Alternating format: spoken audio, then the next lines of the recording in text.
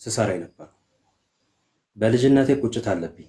ስሰማ ያደግኩት ደጃዝማች አያሌው መሸሻ ሲመክሩኝ፣ ታሪኩን ሲነግሩኝ በአይነ ህሊና የምስላቸው በምናብ የምስላቸው ሁኔታዎች ነበሩ። ምክንያቱም እግራቸውን እያሸው ነው ያደግኩት። እግራቸውን ሳሽ የጠባሳ ማት ነው የማየው። ምንድን ነው ብዬ ጠይቃለሁ።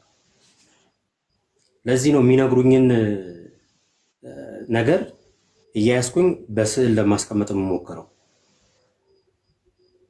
ትምህርት ቤት ቅድም ጀምሮ የነበረው 4ኛ ክፍል የግሩፕ ስራ ሲሰጠን ኃላፊነት ወስጄ ቡድኑን ለመምራት ወስድና እኔ ምስለው የአያቴን ምስል ጭንቅላቴ ውስጥ እንዲያደገ ሲነገር የእኛም ቤት አያቴ እያለች እንደ ቤተክርስቲያን ተሳልሞ የሚገቡ የነበሩ ሰዎች ነበሩ። አክብሮታቸው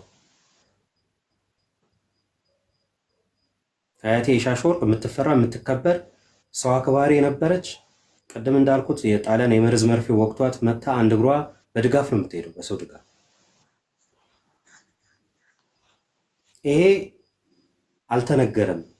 ቅድም ያነሳሁት እነ ጋዜጠኛው ስብሐት ገብረ እግዚአብሔርም እውነተኛውን ታሪክ መጥተው ለመዘገብ ሲገባቸው ቆንጽሏን ነገር ወስደው ሌላው ናሬሽን፣ እውነተኛው ነገር ለህዝብ እንዲተላለፍ አልተደረገም።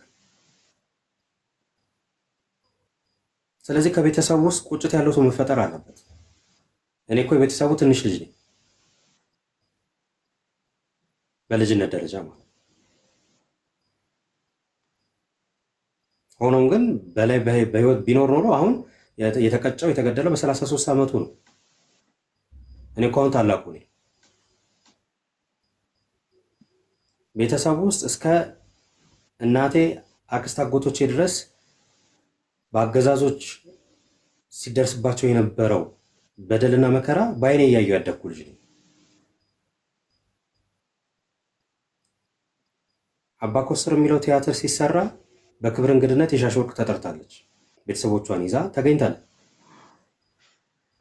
እና ለምጻዊ ወዳጆ ነው የሰሩት፣ ጌትነት ነው የሰሩት። መድረኩ ላይ የነበረው ነገር ለእኔ የሰጠኝ በልጅነት የተቀረጸብኝ ነገር ያ ነው። ህዝቡ አቀባበሉና ቤታችን ስንመጣ ያለው ነገር ግን አንድ አይደለም። እንዴት ነው የቁጭት የማይፈጥርብኝ? ስለዚህ ታሪኬን ለማጥናት ብዙ መዳከር ነበረብኝ። ስሙን የሚያነሱትን ሰዎች እየተከታተልኩኝ አገኝ ነበር፣ መረጃ ሰበስብ ነበር። መነሻዬ ቁጭት ነው። የምልክልህ ቪዲዮ ላይ ይወዳል በደንብ መነሻዬ ዓላማዬ ምን እንደሆነ ትገነዘበዋል። ሌሎቻችሁም ይደርሳችኋል። ለዚህ ቤተሰብ ኡኡ ማለት የምችለው እኔ ከሆንኩኝ ደርሼ ለዚህ ቤተሰብ ቀደም ሲል እሳቸው ስማችንን የልጅ ልጆቻችን ከፍ ያደርጉታል ያነሱታል እንዳሉ ይህንን ኃላፊነት ማንገብ ካልቻልኩኝ ምኑ ነው እኔ ደም ውላጅ መሆን የሚረጋገጠው? ኮፒ አድርገው ሌሎች የጻፉት ታሪክ አለ አይደለም የተደበላለቀ። በቅርብ ጊዜ የተጻፉ የወጡ የበሉበትን ወጪ ሰባሪ የሆኑ ሰዎች እኮ አሉ፣ በትልልቅ ማዕረግ ላይ ያሉ ስማቸው በሚዲያ የገነነ። እነሱ በዚህ ዘመን እንደውም እነሱን ነው መጠየቅ የነበረባቸው። እነሱ በዚህ ዘመን ይህን ያክል ዘመን ኖረው በእድሜያቸው ማምሻ ላይ እንደዚህ አይነት ሀሳብ ለምን ይዘው መጡ? ሻሽ ወርቅ በህይወት በነበረችበት ሌሎቹ ባልደከሙበት ሰዓት ይዘውት ለምን አይወጡም ነበር ሀሳባቸው? ምክንያቱም እነሱም የአባታቸው ታሪክ አለ፣ አትዘንጉ።